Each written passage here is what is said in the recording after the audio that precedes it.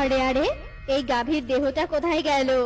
আমি তো এক্ষুনি ওর মাথাটা আলাদা করে দিলাম, তাহলে কোথায় গেল ওর দেহটা? না না, এটা তো হতে পারে না। এত ঝোপের মাঝে কোথায় খুঁজবো সেই গাভীর দেহটা আমি? কোথায় গেল?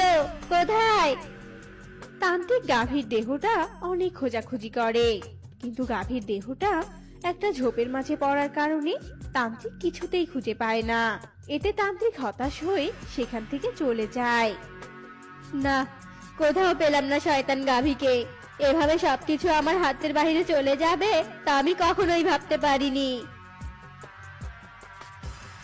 এদিকে মাথা কাটা গর্ভবতীর গাভী আত্মা হয়ে আবার ফিরে আসে।